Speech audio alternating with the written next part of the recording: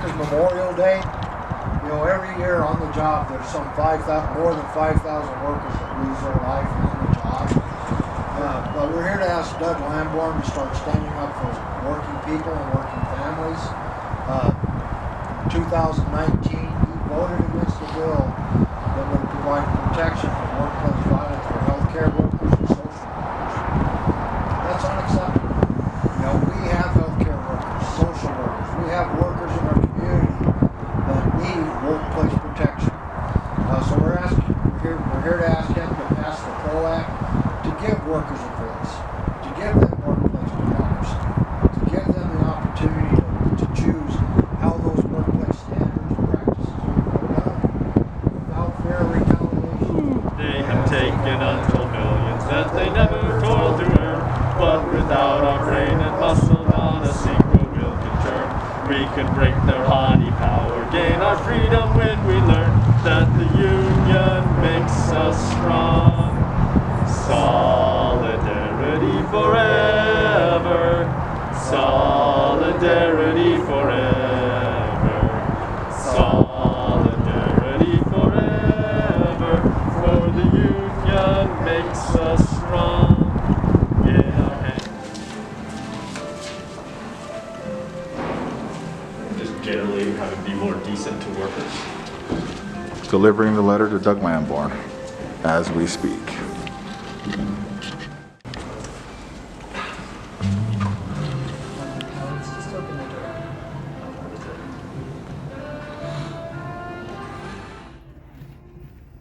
Hi, we know you see us. Colorado Springs area Nice Legal to meet Counsel. you. We came by today to deliver a letter for Okay. Representative Lamborn, Okay. asking his support for the PRO Act Okay. and worker safety. Today's Workers' Memorial Day. It's a day that we pause in honor of workers that lost their lives on the job. We know in 2019 he voted against a workplace violence bill. And Okay. we would like to see support for workplace safety, the end of violence, especially in light of what happened in Boulder. Okay. Can I And ask? I worked at the VA and being a victim of workplace violence, this is very, very important. Okay. I used to work at the VA and I was assaulted by a coworker and they had no security in the building. And the solution that they came up with was, well, we'll call her on the phone and talk to her. There's no supervisor here, there's no security here. And when you talk to her, I'm open to retaliation as soon as you hang up the phone. And their solution was ultimately we can arrange for the two of you to sit down and talk. And it's like, she hit me like 5 times. Why would I want to have that conversation with her? So my alternative was to resign my position. Okay. I'm just going to introduce your name real quick. I'm John. John, nice to meet you. I'm Grace Sweeney Maurer. Nice to meet you. And you introduced yourself to me. Brian Bradley, IBEW. Nice to meet you. I'm Daniel Mondragon with the IBEW. Okay, very good. Pleasure I'm to going meet to you. see if anyone else wants to come out, and I'll be right back. Okay. Thank you. Thank you.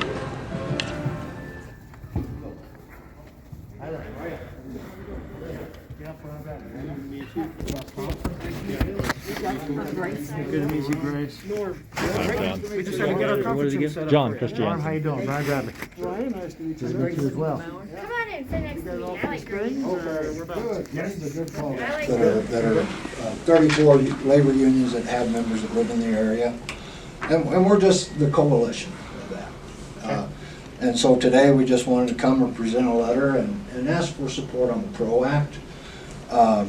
And, you know, this is Workers' Memorial Day, a day that we pause and remember workers that lost their lives on the job. And, you know, the PRO Act would go a long way in giving workers a voice in the workplace to help set safety standards, give them that workplace democracy without fear of retaliation. And so that's why we're here. She was telling me her personal story out there real quick. So I worked at a VA in, I'm sorry, go ahead. Go ahead. I worked at a VA in Illinois, and the Illinois VA decided that the expense of having security there was too expensive of having security in the C-box, the community-based care clinics. So they eliminated all of those. And there were 2 clinics where it was very hostile work environment, and I was physically assaulted by a coworker. And the response from the police when I called them, the VA police, was, well, we're going to call her and get her side of the story. And I said, you have to have somebody here to protect me. But the closest facility where they had police and security was 140 miles away. So they weren't coming down to protect me. We didn't have any supervisors in the building. So I was open to this abuse. And when some of it died down, they said, well, we can arrange for you two to sit down in a room together and talk this out. And it's like, she hit me 5 times. I'm not sitting down in a room with her. And they said, well, your only other choice is to resign. So I resigned to protect myself, because she had done this numerous times before to people. And I didn't see any solution coming out of it by me having a conversation with her. And that's a federal facility, so if we can't get protection there, you know, some of the other places where you have patients assaulting employees and employee on employee assault. So is that when you brought you to Colorado after? Well, I resigned my position, and we eventually were moving, we moved back to Colorado, yes. How many years did you work for the VA? Over 20. Well, okay. You know, it's just, it was unfortunate because I could have done a lot more years. I had a lot of information, talent, help the patients, maneuver the system and work within the system, explain the system to them. But that's lost. Yeah. That's lost. I did come here and go to work, but I was having panic attacks all the time. And the doctor explained to me that the chest pains I was having were panic attacks as a result of PTSD, and was advised to quit, permanently retire, because that would end up me having a heart attack, and I just wasn't up for that for myself. Yeah. And I think another point, I worked for a long time in the service industry, and similar to, I'm sorry, I forgot, Grace, you know, that entire industry, we're constantly dealing with violence, threats of violence. I worked in downtown Colorado Springs for years and years and years, and you know, you have to deal with a lot of stuff, and you basically, like, you're understaffed, so you have to deal with, you know, people with a lot of mental illnesses coming in, and there's just a generalized sense of danger oftentimes walking out to the alleys in the middle of the night to take out the trash, and there's nothing that we really can do for ourselves as workers to protect ourselves. The bosses will just say, well, sorry, we don't have enough, you know, to cover costs or whatever for workers late at night, things like this. I mean, generally, they don't want to increase labor costs, right? They don't want to send 2 people to take out the trash. Right. And they're, you know, and service workers have almost no protection, because, you know, it's not unionized. There's just not really a lot of oversight over the industry. So, I mean, we've started helping organize some of the service workers here, but it is a very difficult industry to work in.